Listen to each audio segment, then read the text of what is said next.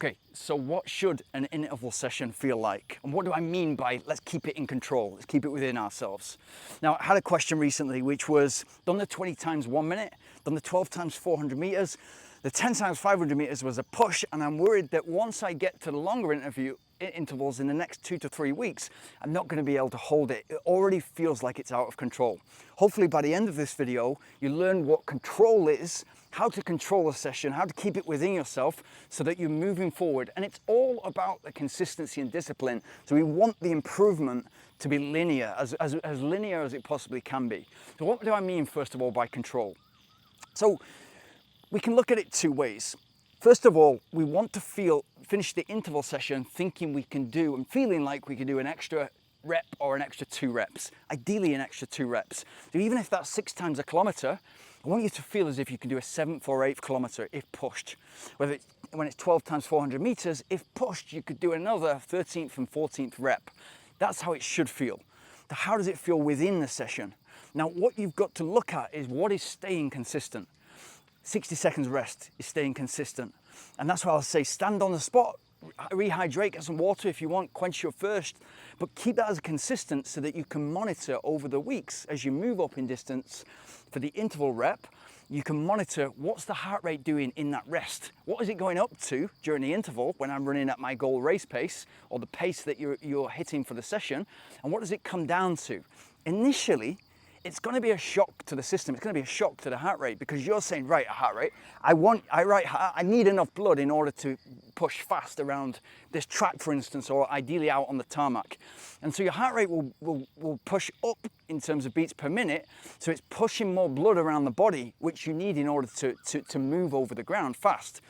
When you start to see initially, okay, it's only coming down 10, 15, 20 beats, over the weeks as your heart rate gets used to that, start to come down way more. And as I said recently, when I'm going up to heart rate, say 170, 175, during that 60 seconds, I've trained my heart to come down below 130 beats so that I'm in control of the next rep. If you keep in control rep by rep, of course, you're going to keep control of the session. If I'm in my head, psychologically, how I split it up, and again, this is part of controlling the session. Psychologically, if I'm doing 12 times 400 meters, and that's as hard or as easy as we make it, obviously the differentiator is pace. If we go faster, it's going to be harder for us. If we go slower, it's going to be easy for us. But psychologically in my head, I split that into 3s or 4s. So it might be 4 sets of 3s or 3 sets of 4s. Psychologically, it means that, right, I'm 25% through the session, or I'm 33% through the session. Just got another one of those gone, and I'm more than halfway through the session. And if you split it up like that, it makes it more manageable. Still keep the 60 seconds as consistent rest, because you, as I said, you want to teach the heart rate to go from high to coming back in control. And that's how it should feel. If it starts to, don't get worried if you move on to those 10 times 500 meters and all of a sudden the heart rate's going super high, you're not able to bring it back. Although we're looking for that linear progress, it's not like that. There's a lot going on in our lives. It might have been later on in the day that we've done it and we've got loads of stress, we've not had the right sleep. There's lots of variables in your life which I can't go into detail on all of those because I'm talking to so many people. But if you're stressed, if you've not had sleep, if you've not eaten the right food, if you've not if you're not energized, all of a sudden the heart rate might be an outlier. So you can have a great training schedule, a great training program, but a bad session.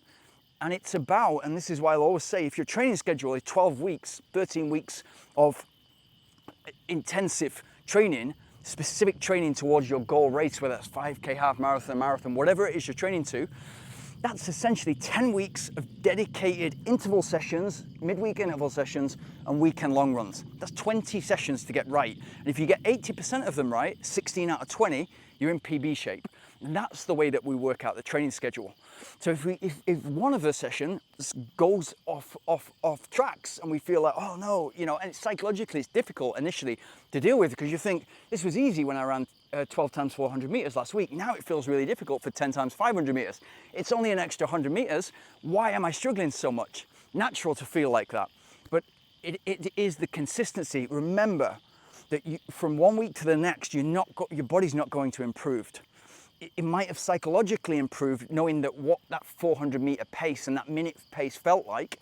Psychologically, you'd be more prepared to do 10 times 500 meters, but physiologically, you won't be super much more ready in order to tackle those 10 times 500 meters.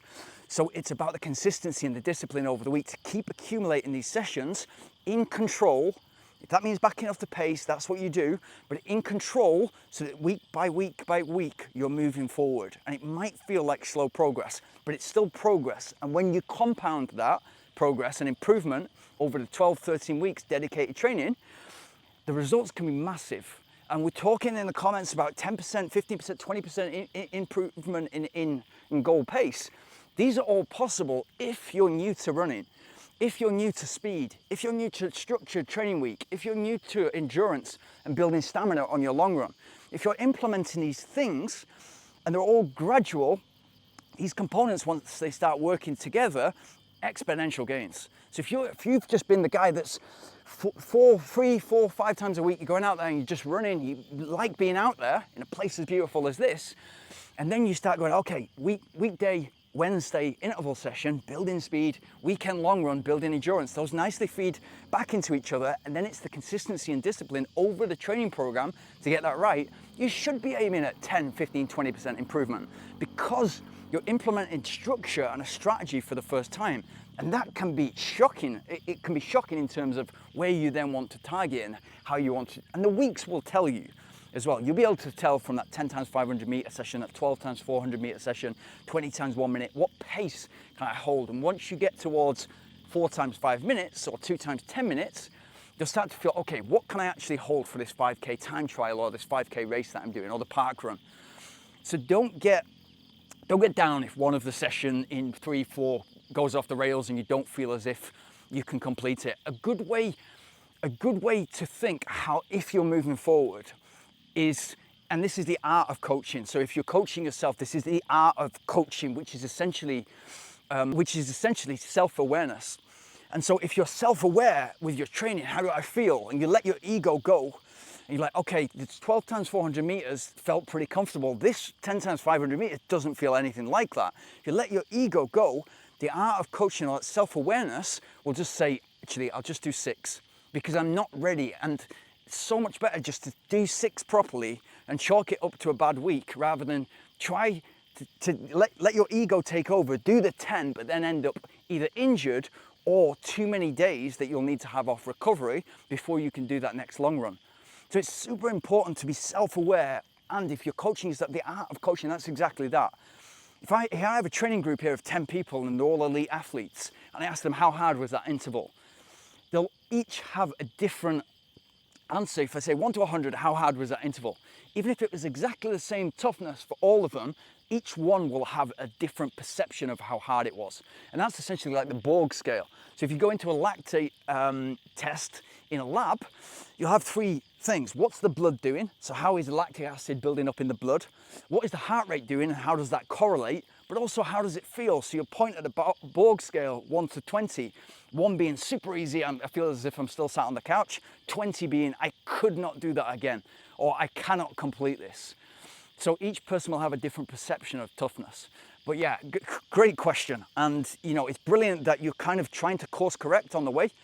And yeah, I mean, it's absolutely brilliant. Great question. If you've got any more questions like that, please pop them in the comments below.